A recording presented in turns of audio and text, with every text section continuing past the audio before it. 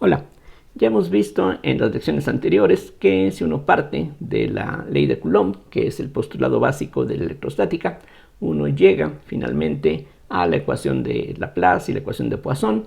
La ecuación de Laplace se puede ver como un caso particular de la ecuación de Poisson, válida en aquellas regiones donde no hay densidad de carga.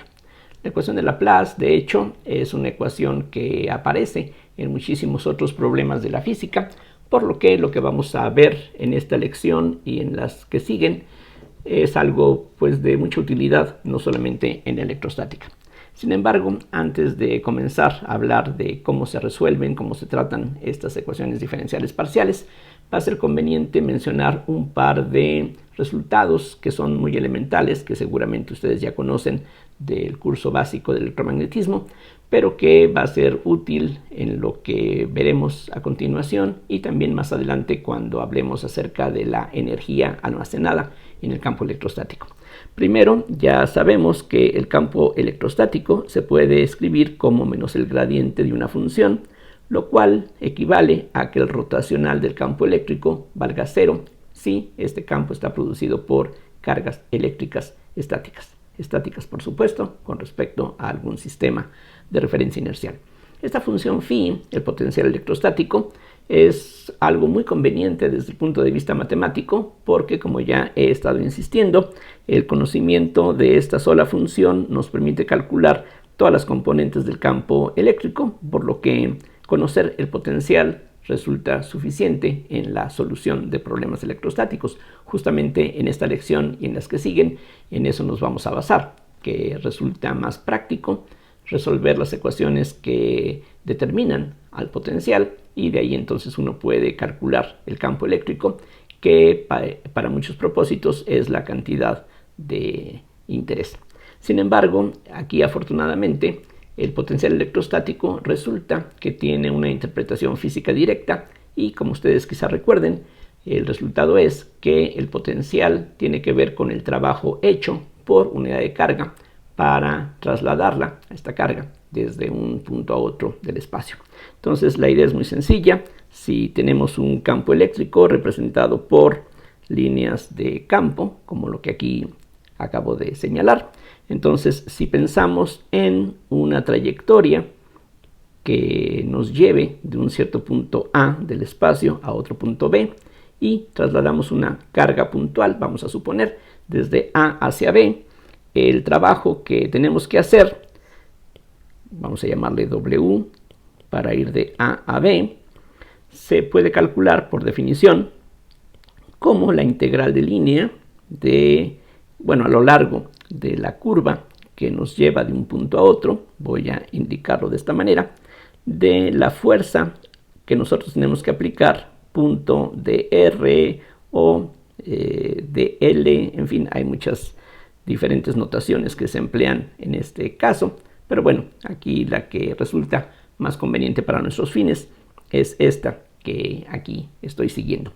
Entonces, esta fuerza aplicada es precisamente la que nosotros tenemos que utilizar para lograr este desplazamiento, y lo que se puede ver es que si por ejemplo pensamos que Q fuera una carga positiva, entonces en cualquier punto de su recorrido va a haber una cierta fuerza eléctrica que estaría dada en la dirección del campo eléctrico. Repito, si la Q es una carga positiva, aquí tendríamos una fuerza eléctrica que es precisamente Q por E, por definición del campo eléctrico, precisamente. Lo que nosotros tenemos que hacer es aplicar una fuerza que por lo menos sea igual en magnitud y opuesta en dirección a la fuerza eléctrica, para que podamos entonces lograr este desplazamiento. Si nos excedemos y la fuerza aplicada es ligeramente mayor que la fuerza eléctrica, entonces vamos a tener una resultante diferente de cero que produciría una aceleración, es decir, haría que la velocidad de esta carga fuera en aumento, y entonces parte del trabajo que nosotros haríamos se convertiría también en una energía cinética, cosa que no queremos. Lo único que queremos es calcular qué tanto trabajo nos cuesta llevar esta carga de un lugar a otro, así es de que podemos pensar en un límite en el que la fuerza aplicada tiende a ser igual a la fuerza eléctrica en magnitud, pero de dirección contraria. simplemente para que el trabajo que estamos calculando sea exclusivamente aquel que se requiere para lograr este desplazamiento. Por lo tanto, la fuerza aplicada sería igual a menos la fuerza eléctrica. Entonces, lo que vamos a tener aquí es la integral sobre C del menos la fuerza eléctrica, o sea, menos Q por E, punto de R. Pero justamente el signo menos que se introduce en la definición del campo eléctrico, aquí conviene o se puede ver inclusive como la razón para poner este signo, porque entonces esto queda de esta otra forma, como la integral sobre C del gradiente de phi punto de R, y lo que uno sabe de cálculo integral en varias variables es que la integral de línea de un gradiente es lo mismo que la diferencia entre los valores de la función que aparece aquí debajo del gradiente entre los puntos final e inicial. Es decir, aquí lo que vamos a tener es el potencial en el punto final, que es B, menos el potencial en el punto inicial. Entonces, esa es la interpretación física que tiene afortunadamente el potencial electrostático. Se relaciona pues con el trabajo necesario para llevar una carga de un punto a otro. Si la carga tiene una magnitud 1, pues entonces precisamente la diferencia de potencial entre dos puntos es el trabajo necesario para llevar la carga de un lugar a otro. Si la carga no tiene una magnitud 1, sino cualquier otro valor, bueno, entonces en ese caso el valor de la carga que aquí tenemos que transportar hay que multiplicarlo por la diferencia de potencial final menos inicial, y eso entonces nos da el trabajo necesario para llevar la carga de un lado a otro. Este trabajo, repito, es el trabajo mínimo para lograr este desplazamiento sin invertir nada en adquirir una energía cinética. Más adelante, cuando hablemos de la energía almacenada en el campo electrostático, vamos a regresar a este punto y vamos a aprovechar pues esta relación, esta interpretación que tiene el potencial electrostático. Algo que vamos a estar utilizando en esta lección y en las que siguen es que el campo eléctrico dentro de un conductor en la situación estática tiene que ser cero. Esto también, como decía antes, debe de ser un resultado bien conocido por ustedes, pero más vale aquí reforzar este resultado para que cuando lo utilicemos más adelante, pues esté claro qué es lo que está detrás de todo esto. Entonces, ya sabemos que en la naturaleza existen básicamente dos tipos de materiales conductores y materiales aislantes, aunque la división no es algo tajante. De hecho, un material que puede ser aislante, bajo ciertas condiciones se puede volver conductor. El aire, por ejemplo, es regularmente un medio no conductor, pero para campos eléctricos suficientemente intensos se puede volver conductor, que es lo que ocurre, por ejemplo, en las tormentas eléctricas, o simplemente cuando la carga eléctrica se acumula en exceso en algún cuerpo, pues podemos notar chispas eléctricas que precisamente se producen por la ionización del aire que lo vuelve conductor.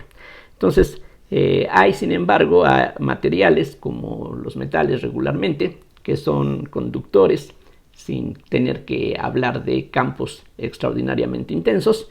Entonces, si nosotros tenemos un campo eléctrico que originalmente invade la región ocupada por este conductor, entonces dentro del conductor vamos a tener cargas que se pueden desplazar con relativa facilidad, que van a estarse moviendo precisamente en respuesta a este campo eléctrico hasta que finalmente logren establecer una situación de equilibrio en donde el campo finalmente sea igual a cero.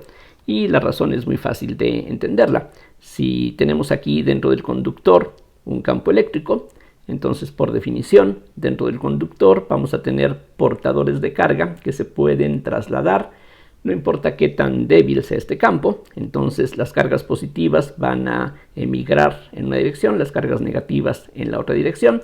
Así es de que vamos a ir logrando una acumulación de cargas positivas por una parte, cargas negativas por otro lado, y estas cargas van a producir su propio campo que por el principio de superposición se va a sumar vectorialmente con el campo que originalmente originó este movimiento de cargas, hasta que la suma vectorial del campo original más el campo de estas cargas inducidas finalmente tiene que ser 0. De no ser 0, entonces este movimiento de cargas seguiría hasta que finalmente logren hacer que el campo sea 0. Entonces, en un conductor, dentro del conductor, el campo tiene que ser 0 una vez que llegamos a una situación estática. Y lo que va a ocurrir, de acuerdo con la ley de Gauss, es que dentro de un conductor, como el campo va a ser 0, entonces aquí tenemos un conductor. Dentro de ese conductor, el campo eléctrico vale 0. Si no fuera 0, repito, habría movimiento de cargas y ese movimiento va a seguir hasta que finalmente logren hacer que el campo se anule. Y de acuerdo con la ley de Gauss, si nos fijamos aquí en cualquier superficie cerrada, no importa la forma que tenga. Recuerden, en las aplicaciones que estábamos viendo previamente de la ley de Gauss, normalmente nos fijábamos en alguna superficie cerrada de una forma muy especial.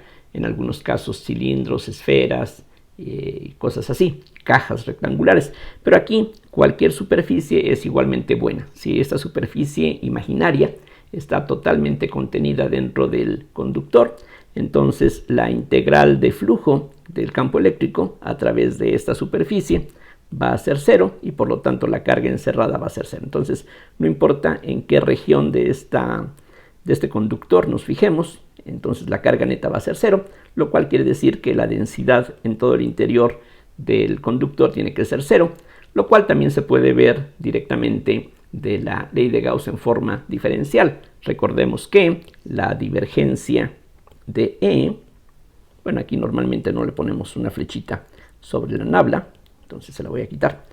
Entonces la divergencia de E, recordemos, es ρ sobre epsilon 0. Entonces, si el campo eléctrico dentro de esta región vale 0, la densidad de carga vale 0. O sea, podemos utilizar la ley de Gauss en forma diferencial o en forma integral para llegar a la conclusión de que dentro de un conductor en condiciones estáticas el campo tiene que ser 0 y la densidad de carga también.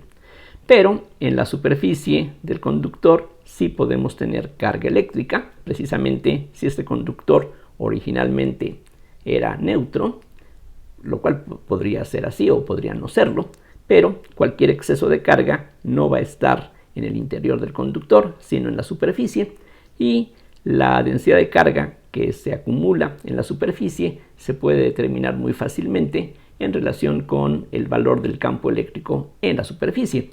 Mientras que dentro del conductor el campo tiene que ser 0, en la superficie sí podemos tener un campo eléctrico y, por ejemplo, si aquí tenemos estas cargas positivas, entonces eso va a generar un campo eléctrico, el cual tiene que ser perpendicular a la superficie en los puntos de la superficie justamente. Y eso se puede ver de muchas formas. Una forma de verlo es que un conductor tiene que ser una región equipotencial. Todos los puntos del conductor tienen que estar a un mismo potencial, lo cual se puede ver porque si queremos calcular la diferencia de potencial entre cualquier par de puntos, adentro, en la superficie, como sea, bueno, esa diferencia está dada por la integral de línea de la E, pero yo puedo ir de un punto del conductor a otro a través de una trayectoria que vaya por dentro del conductor, donde el campo eléctrico vale 0, entonces esta integral va a ser 0, y entonces en todos los puntos del conductor el potencial va a tener un mismo valor. ¿Cuál exactamente? Quién sabe, pero el mismo valor va a estar dado en todos los puntos del conductor. Y lo que sabemos de cálculo es que el gradiente de una función es perpendicular a las superficies equipotenciales. Entonces esta superficie, que es la superficie del conductor, es una superficie equipotencial y entonces el campo eléctrico tiene que ser normal a ella. Esa es una forma de convencerse de que el campo eléctrico tiene que ser así. Otra forma más física, podríamos decir, es que si el campo eléctrico en la superficie tuviera una componente tangencial, esa componente tangencial entonces estaría produciendo un movimiento tangencial de cargas, pero otra vez, si estamos pensando en la situación estática, entonces no puede haber ningún movimiento ni en el interior ni en la superficie, así es de que cualquier campo eléctrico va a ser 0 dentro del material, pero en la superficie sí podemos tener un campo eléctrico. Este campo eléctrico tiene que ser perfectamente ortogonal a la superficie en los puntos de la superficie. Ya tan pronto como nos separamos una millonésima de centímetro o lo que sea, ya las cosas son totalmente distintas. Ahí ya, de hecho, no tiene sentido hablar de la dirección normal a la superficie porque ya nos hemos separado de ella. Solamente en la superficie el campo eléctrico tiene que ser perfectamente perpendicular a la superficie. Y recordando que la densidad de carga superficial, que se representa por la letra sigma minúscula, se define de tal manera que la integral sobre cualquier superficie de sigma diferencial de área es igual a la carga que está depositada sobre esa superficie. Entonces, si yo me fijo, aquí quizás sería mejor pensar en otro diagrama diferente. Entonces, pensemos que hay un campo eléctrico que tiene que ser, si es que existe, perpendicular a la superficie. Entonces, si nos fijamos en un trozo de la superficie, nada más de este conductor, si esto es la S de la cual habla esta integral, entonces la carga que está aquí depositada tiene que ser igual a la integral de sigma por dA. Y por otro lado, si aplicamos la ley de Gauss a una superficie cerrada, que vamos a construir de la siguiente manera. Aquí imagínense que esta es la superficie del conductor. Aquí estamos viendo un corte seccional.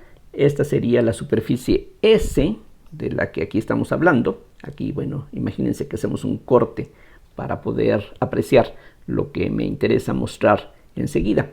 Entonces, lo que vamos a hacer es adentrarnos un poquito dentro del conductor. Aquí digamos que nos fijamos en una superficie paralela a la superficie S y algo similar hacemos del otro lado por fuera del conductor.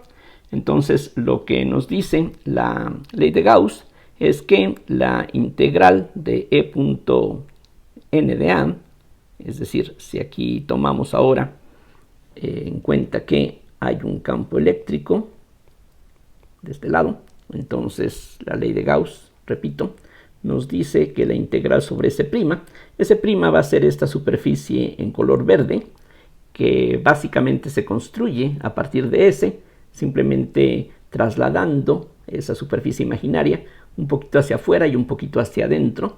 Cerramos los lados para que tengamos una superficie cerrada. Recordemos que la ley de Gauss se aplica para superficies cerradas.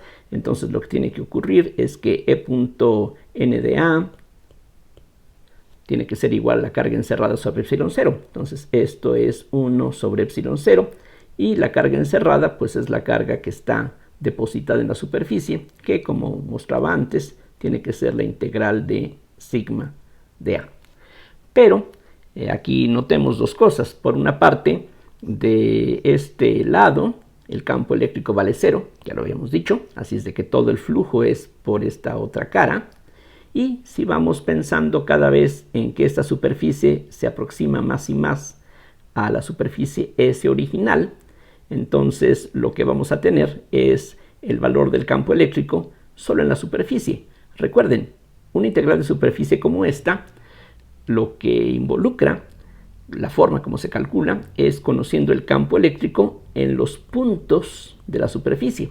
Sí, pero si ahora yo hago esta S' que se vaya acercando a la frontera real del conductor, entonces este campo eléctrico va a ir acercándose al valor del campo eléctrico en la superficie del conductor. Y en esos puntos E y N van a ser colineales. Así es de que esta integral simplemente se reduce a la integral de la magnitud de E. Y entonces esto que tenemos aquí va a ser lo mismo que la integral sobre S de E por dA. Entonces, repito, si nos vamos acercando con S' de tal forma que vaya coincidiendo con la superficie S, entonces, aunque esta S' es una superficie cerrada, por este otro lado no hay flujo, no hay campo eléctrico, vale 0. Entonces todo el flujo va a estar por la parte de afuera. Al hacer que estas dos superficies se vayan aproximando, el campo eléctrico se va a aproximar al valor que tenemos en la superficie, el cual, como decía, es un vector normal a la superficie, así es de que este producto punto se reduce a la magnitud del campo eléctrico en los puntos de S. Vean que ya esta integral ya no es sobre S', sino sobre S directamente. Y para que estas dos expresiones sean iguales, sin importar cuál sea la S, aquí S es un parche que estamos imaginando sobre la superficie del conductor. Para que esto sea correcto para cualquier superficie, entonces lo que resulta es que el campo eléctrico en la frontera del conductor, aquí le pongo E sub n para recalcar que es normal a la superficie, tiene que estar dado por sigma sobre epsilon 0. Entonces, si conocemos, por supuesto, la densidad de carga en la superficie, eso nos dice qué tanto valor tiene el campo eléctrico allí y viceversa. Aquí noten que si la sigma es positiva, como en este dibujo, la componente normal va a estar hacia afuera, mientras que la sigma, si la sigma es negativa, entonces la componente normal va a ser negativa. Entonces esta relación con todo y signo tiene sentido tal como está aquí escrita. Entonces más adelante vamos a utilizar todo esto que aquí acabo de señalar y ahora vamos a comenzar finalmente a hablar acerca de los problemas con valores en la frontera. Vamos a ver qué es lo que se quiere decir con este término. Bien, entonces vamos de una vez a comenzar a plantear un problema que vamos a ser capaces de resolver más adelante. Vamos a imaginar una región del espacio en donde, para hacer las cosas simples, supondremos que hay un campo eléctrico de magnitud E sub 0 que es perfectamente uniforme y por lo tanto pues estaría representado por líneas de campo que son rectas paralelas entre sí. Ahora, en esa región del espacio vamos a suponer que introducimos un conductor, básicamente como lo que mencionaba en la parte anterior, pero para hacer las cosas sencillas, y aquí lo sencillo sería pensar en un plano infinito, en un cilindro infinito o en una esfera. Son los casos en donde la simetría nos ayuda a que el problema sea simple. El caso, como ya mencionaba, que puede resultar más fácilmente asequible en el laboratorio, sería pensar en una esfera. Entonces vamos a imaginar justamente eso. Entonces vamos a pensar que colocamos aquí una esfera, por ejemplo, una esfera descargada conductora, que se va a situar en esta región donde había un campo eléctrico uniforme. Tan pronto como ese conductor se coloque allí, va a ocurrir esto que señalaba antes, va a aparecer una carga inducida en la superficie y también, como mencionaba antes, eso va a producir su propio campo eléctrico que va a superponerse con el campo que teníamos originalmente. ¿Qué es lo que va a pasar después de que introduzcamos esta esfera conductora? Bueno, sin hacer todavía los cálculos, lo que podemos esperar es que tengamos esta esfera conductora y que algunas líneas de campo, simplemente por simetría, básicamente sigan como estaban antes. Entonces, en particular, la línea que pasaría a través del centro de la esfera, por simetría, pues no se va a desviar, va a continuar del otro lado, pero dentro de esta esfera conductora va a interrumpirse porque aquí, al tratarse de un conductor, no importa si es un conductor hueco o un conductor relleno macizo, de todas maneras el campo vale 0, así es de que la línea de campo que teníamos originalmente se interrumpe y reaparece del otro lado. En otros puntos de la superficie de esta esfera, lo que podemos esperar, aún sin hacer el cálculo, es que las líneas de campo se deformen siguiendo más o menos una forma como esta, simplemente sabiendo, como ya se indicó, que en la superficie de un conductor el campo eléctrico tiene que ser normal a la superficie una vez que llegamos a la situación de equilibrio. Entonces, como ya se señalaba, esta esfera conductora, si suponemos que originalmente era neutra, pues va a seguir siendo neutra, pero vamos a tener cargas inducidas en la superficie, de un lado cargas positivas, del otro lado cargas negativas, que son precisamente las causantes de este campo adicional que se va a superponer, decía, al campo uniforme, creando estas nuevas líneas de campo que ahora aquí tendríamos. Entonces, algo como esto sería lo que podemos esperar. De hecho, de lo que se trata en lo que sigue es que seamos capaces de calcular exactamente cómo es el campo después de que hemos introducido esta esfera conductora. A primera vista parece un problema muy complicado, pero vamos a ver que en realidad es algo que está dentro de nuestro alcance. Solamente vamos a tener que introducir algunos ingredientes más. En particular, en este problema vamos a necesitar hablar de ciertas soluciones de ecuaciones diferenciales, pero todo esto espero que sea fácilmente accesible para todos ustedes. Bien, entonces, ¿cuál es el problema? Lo que yo quiero determinar es cuál es el campo resultante una vez que metemos esta esfera. Y el campo aquí adentro va a ser 0, aquí afuera pues va a ser otro campo, que sería la superposición del campo original más el campo producido por estas cargas, pero lo único que sé de estas cargas es que producen el efecto de hacer 0 el campo aquí adentro, pero aparte de eso no sé exactamente qué tanta densidad tengamos. Entonces, pues decía, el problema parece un tanto complicado, pero hay dos cosas que aquí ayudan para resolver el problema.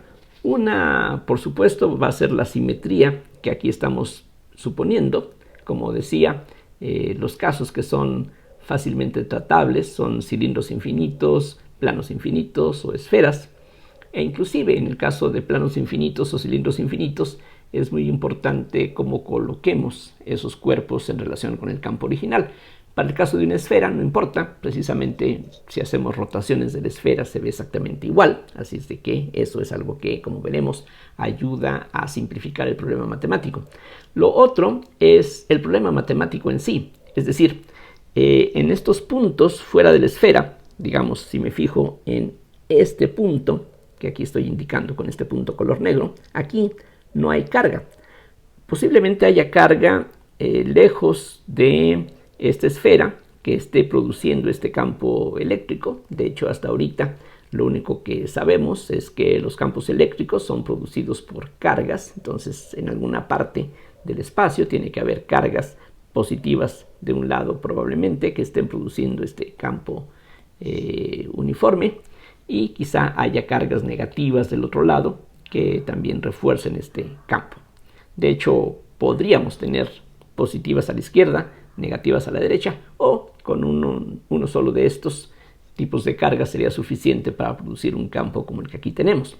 Bien, pero ya en estos puntos del espacio se supone que no hay cargas. Aquí, una vez que metemos este conductor a esta región, va a haber una carga inducida en la superficie. Sí, pero nada más en la superficie.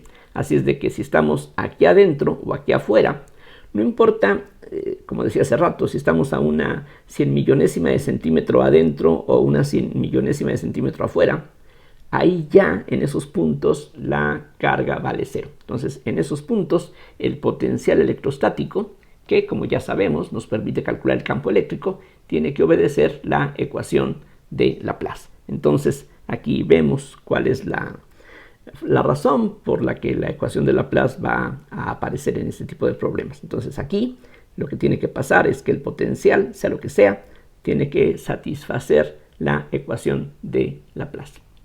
Entonces, hay un campo que se produce por cargas que quién sabe dónde estén, cargas que se inducen en la superficie, ahí sí sabemos dónde están. No sabemos qué tanta carga se induce, lo único que podemos adivinar es que hay carga positiva de un lado, negativa del otro. Exactamente cómo no lo sabemos aún, pero sí, en todos los puntos que no están en la superficie de la esfera no hay carga, y si no hay carga allí, en esos puntos, la función potencial tiene que satisfacer la ecuación de Laplace, y por lo tanto lo que nos interesa ahora es saber resolver la ecuación de Laplace, porque ya con eso vamos a poder determinar, por ejemplo, en casos como este, cuál es el campo eléctrico que se produce. De cualquier forma, la carga que está aquí depositada tiene que influir. Es decir, si estamos a cualquier distancia separados de donde hay carga, allí donde no haya carga, el potencial tiene que satisfacer la ecuación de Laplace, pero por supuesto que el tener aquí una esfera o tener aquí un cubo conductor o cualquier otra figura geométrica tiene que dar resultados diferentes. Entonces, en algún momento tenemos que tomar en consideración el hecho de que aquí tenemos esta figura geométrica en particular. Y es por eso que este tipo de problemas se conoce en la literatura matemática como problemas con valores en la frontera. Es decir, lo que nos interesa es resolver la ecuación de Laplace, pero lo que en todo caso conoceríamos es cuánto vale este potencial en la frontera de la región donde esta ecuación se satisface. Esta ecuación se va a satisfacer en toda la región donde no haya carga. Entonces sería todo el exterior de esta esfera y la frontera de esa región pues es precisamente la superficie de la esfera. Y como ya dije antes, en la superficie de un conductor el potencial tiene que ser constante. Entonces en este caso esa sería la condición de frontera que nos va a interesar al momento de resolver esta ecuación. La pregunta es, ¿cómo se resuelve esta ecuación? Bueno, la respuesta se basa en dos cosas importantes. Por una parte, el hecho de que esta ecuación es una ecuación lineal. Entonces, si podemos encontrar soluciones de esta ecuación, la superposición de ellas también va a ser solución. Esa es una parte muy importante y, bueno, afortunadamente la ley de Coulomb, precisamente por satisfacer el principio de superposición, nos lleva a una ecuación lineal y entonces si conocemos soluciones de esta ecuación, superponiéndolas con coeficientes constantes, podemos construir muchísimas soluciones más. Y la otra parte aquí importante es que para algunos sistemas de coordenadas, esta ecuación se puede resolver reduciéndola a ecuaciones ordinarias. Entonces, esto que está aquí, como ya se señaló en lecciones pasadas, es una ecuación parcial y probablemente no tengamos mucha experiencia resolviendo ecuaciones parciales, pero eso no es tan grave porque resulta que una ecuación parcial como esta, en muchos casos, en muchos sistemas de coordenadas, se puede transformar en ecuaciones diferenciales ordinarias que van a ser un tanto más sencillas, que se pueden resolver. Y de eso precisamente vamos a hablar en lo que sigue.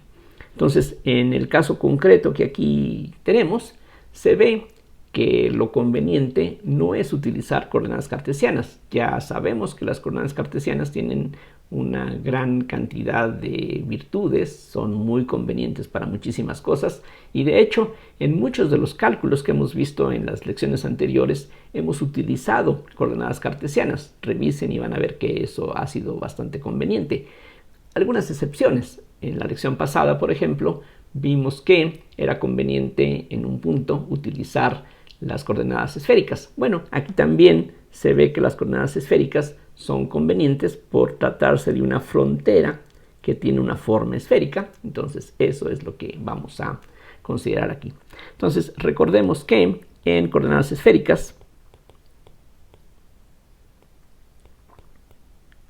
y las coordenadas esféricas, recuerden, las hemos venido denotando por r, teta y phi, una phi distinta de esta phi para evitar confusiones, y la definición que no es uniforme, no es universal. En algunos libros de cálculo, por ejemplo, los ángulos teta y phi representan justamente lo contrario que lo que aquí vamos a utilizar, que es la convención seguida normalmente en los textos de física. Entonces, si este es el eje X, el eje Y y el eje Z, entonces recordemos que las coordenadas esféricas se suelen definir de esta manera. Cualquier punto del espacio se encuentra a una distancia r del origen y la línea que va del origen al punto que nos interesa forma con el eje Z un ángulo que a veces se llama ángulo polar, que aquí vamos a estar denotando con la letra teta minúscula.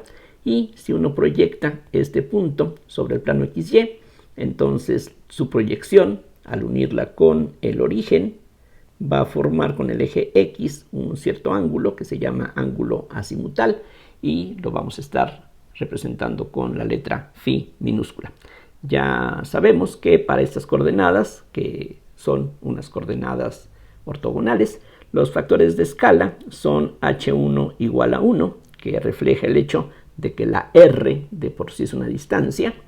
En cambio, H2 relacionado con θ es R, que refleja que un incremento en θ, para que se convierta en una distancia, en un arco, se necesita entonces multiplicar el radio por el ángulo para que nos dé el arco correspondiente. Y finalmente, para la última de las coordenadas, el ángulo azimutal, el factor de escala es R seno de θ, lo cual se debe a que para una circunferencia en donde solamente el ángulo φ varíe, ahí el radio correspondiente es R por el seno de θ. Por eso es que tenemos las cosas de esta forma. Entonces, recordemos que el laplaciano se puede expresar para cualquier sistema de coordenadas ortogonales como 1 entre el producto de los tres factores de escala por la parcial con respecto a la primera coordenada, que en este caso es R, de los factores de escala H2, H3 sobre H1 por la parcial de φ con respecto a R, más la parcial con respecto a θ, que es la segunda coordenada. Aquí entonces lo que aparece debajo es la segunda función, el segundo factor de escala, y arriba aparecen los otros dos, H1 y H3 por la parcial de φ con respecto a θ, más la derivada con respecto a la tercera de las coordenadas. Nuevamente aquí aparece H3 por esa razón, mientras que H1 y H2 van a aparecer en el numerador. Entonces, sustituyendo los factores de escala, que en este caso ya están indicados allí, lo que se obtiene es 1 sobre R cuadrada seno de θ por la parcial con respecto a R. Y ahora lo que vamos a tener como el H1 vale 1 es R cuadrada seno de θ nuevamente por la parcial de φ con respecto a R. Después la parcial con respecto a θ. Ahora H1 vale 1, H3 es R seno de θ, que sobre R simplemente nos deja un seno de θ. Y finalmente la parcial con respecto a φ de, ahora lo que tendríamos es H1 otra vez vale 1, H2 es una R, H3 entonces nos deja aquí un 1 sobre seno de θ por la parcial de φ con respecto al ángulo azimutal.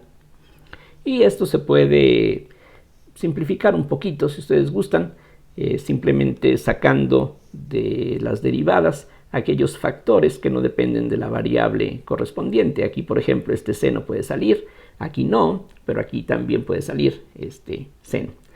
Bien, para lo que nos interesa no es necesario hacer estas modificaciones ligeras, sino que si lo que andamos buscando es resolver la ecuación de Laplace, que repito, sería válida en toda la región donde no hay carga, entonces tendremos que hacer todo esto igual a 0 y entonces este factor lo podemos omitir. Entonces la ecuación que tenemos que resolver sería lo que está dentro de los corchetes igualado a 0. Entonces en las regiones donde no hay carga, lo que tiene que ocurrir es que el seno de θ por la parcial con respecto a R, de R cuadrada por la parcial de φ con respecto a R, más la parcial con respecto a θ, seno de θ, parcial de φ con respecto a θ nuevamente. Y aquí tendríamos después 1 sobre seno de θ por la parcial segunda de φ con respecto al ángulo azimutal, y esto va a ser 0. Ahora, como decía hace unos minutos, en el problema que aquí nos hemos planteado, lo que va a ser conveniente es escoger el eje Z justamente a lo largo del campo eléctrico original, y por supuesto el origen conviene tomarlo en el centro de esta esfera conductora. La razón por la que conviene tomar la dirección original del campo como el eje Z es que de esa manera el problema, que tiene de por sí una simetría azimutal, hay una simetría axial, también se le llama, hay un eje de simetría. Si nosotros giramos este cuerpo alrededor del eje Z, no importa por qué ángulo lo giremos, las cosas tienen que verse exactamente igual. Aquí estamos pensando no en lo que se ve en el dibujo, que es una figura bastante irregular, estamos pensando en una esfera perfecta, así es de que si la hacemos girar, todo tendría que seguirse viendo como una esfera perfecta, idéntico a lo que teníamos previamente. Entonces, eso quiere decir que podemos esperar que el potencial que en este caso tendríamos no va a depender del ángulo azimutal phi, y por lo tanto este último término en la ecuación vamos a poder eliminarlo. Entonces lo que nosotros tendríamos en un problema como este, o en cualquier problema donde haya simetría axial, entonces si existe simetría axial, y precisamente no basta con que haya simetría axial, sino que aprovechamos esa simetría escogiendo el eje de simetría como el eje Z. Entonces, si existe simetría axial, tomando el eje Z como el eje de simetría, lo que va a ocurrir es que no tenemos que fijarnos en toda esta ecuación, sino que este término lo podemos omitir, decía, y entonces lo que queda es una ecuación que sigue siendo una ecuación diferencial parcial, pero en su versión más simple, en cuanto a que habría solamente dos variables independientes. De hecho, de una vez, si nos quedamos con esos dos términos, se ve conveniente dividir entre el seno, y ahorita vamos a ver por qué. Lo que tendríamos sería que la parcial con respecto a r de r cuadrada parcial de phi con respecto a r más 1 sobre el seno de teta parcial con respecto a teta del seno de teta parcial de phi con respecto a teta igual a 0. Claramente este paso de dividir entre el seno de teta funciona bien siempre y cuando el seno no sea 0. Y el seno de teta va a ser 0 solamente en los puntos del eje Z. Si recordamos la gráfica del seno, por ejemplo, ya sabemos que el seno se anula en todos los múltiplos enteros de pi. Como teta solamente puede tomar valores entre 0 y pi, precisamente en esos extremos, en teta igual a 0 y en teta igual a pi, este factor se anula, y por lo tanto esto que estamos aquí obteniendo tendría problemas, o no es exactamente equivalente a lo que teníamos antes, en los puntos de este eje Z, positivo y negativo. Bueno, sí, pero no nos vamos a preocupar mucho por eso. De por sí, ese eje causa problemas, porque en los puntos de ese eje, por ejemplo, el ángulo phi está indeterminado. Vean que si pensamos en un punto que está alejado del origen, bueno, este ángulo podría ser 50 grados o cualquier cosa de esas.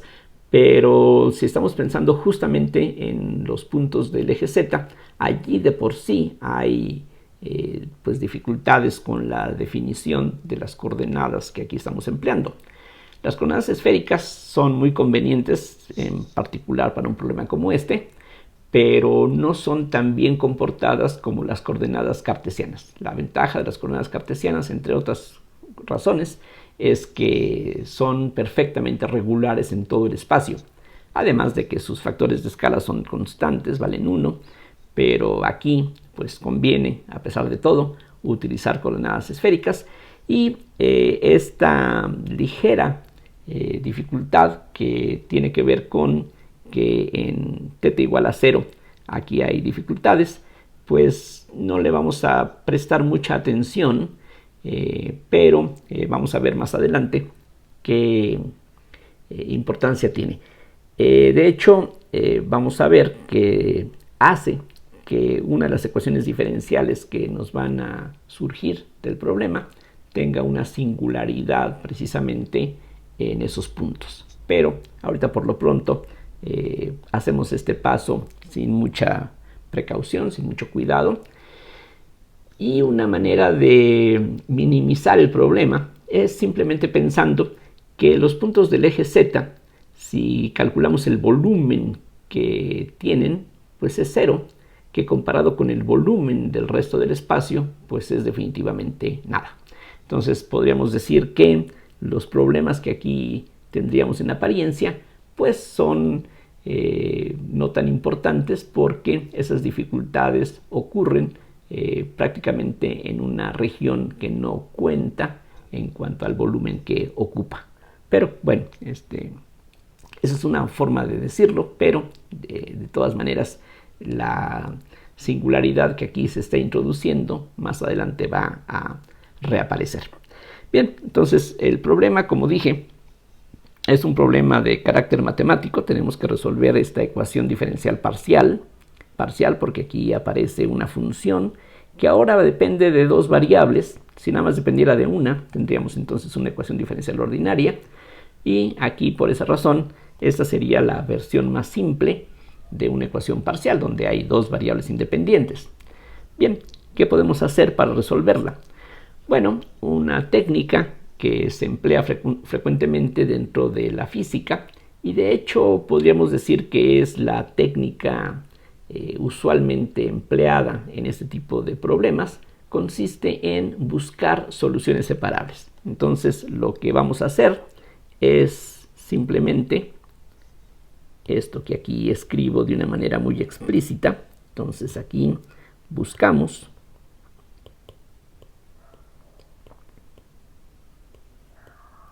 soluciones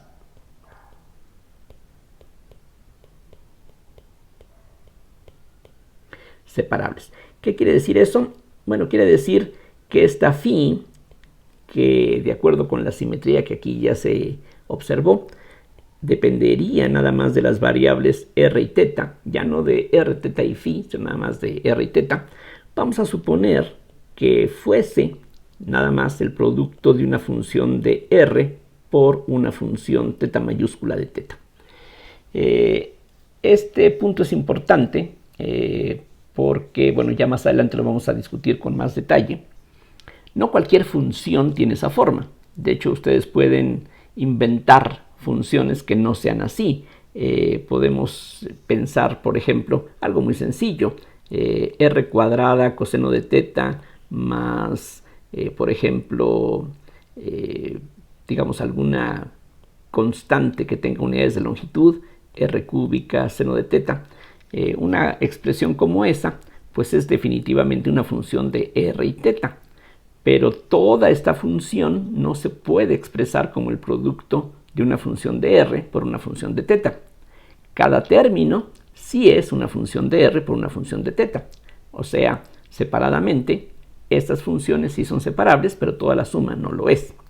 Bueno, precisamente ahí es donde va a intervenir, entre otras cosas, el hecho de que la ecuación de Laplace es una ecuación lineal, porque va a resultar que si nosotros podemos hallar soluciones separables, por lo menos una suma de soluciones separables va a ser solución. Ya señalaba antes que por tratarse de una ecuación lineal y homogénea, la suma, las combinaciones lineales con coeficientes constantes de soluciones de esta ecuación de Laplace nos dan también soluciones. Así es de que si nosotros somos capaces de hallar soluciones de esta clase, no es tan malo, porque la combinación lineal de esas soluciones también va a ser solución. El punto aquí de particular utilidad es que si logramos hallar un conjunto suficientemente amplio de estas funciones, en el lenguaje de álgebra lineal diríamos una base para las soluciones, entonces ya con esa base pues vamos a poder construir cualquier solución. Aquí el concepto de base no es algo muy adecuado, porque como vamos a ver, las soluciones que tienen esta forma es un conjunto infinito, y cuando hablamos de conjuntos infinitos, pues allí muchos de los conceptos que utilizamos en el álgebra lineal básica pueden pues tener algunas dificultades, pero bueno, ya más adelante hablaremos de eso y de muchos de los problemas. De hecho, ni siquiera vamos a preocuparnos gran cosa. Entonces, regreso al punto inicial. Entonces aquí nos olvidamos de estos ejemplos, y entonces por eso aquí subrayaba este punto. Es decir, hasta ahorita, en este momento, no habría ninguna garantía de que cualquier solución de esta ecuación tenga esta forma. De hecho, ya desde ahorita se puede decir, no todas las soluciones de esta ecuación tienen esta forma, pero las soluciones de esta forma van a formar una especie de base con la que vamos a poder construir todas las soluciones de esta ecuación. Eso es justamente lo que nos interesa. Bien, entonces las cosas funcionan de la siguiente forma. Lo que vamos a hacer es sustituir esta proposición dentro de la ecuación y lo que vamos a ver es que eso nos lleva a un par de ecuaciones diferenciales ordinarias, lo cual ya es una gran ventaja porque las ecuaciones diferenciales ordinarias son algo más sencillo que las parciales y sobre todo tenemos ya cierta experiencia con el manejo, con la solución de ecuaciones ordinarias que justamente podemos aprovechar.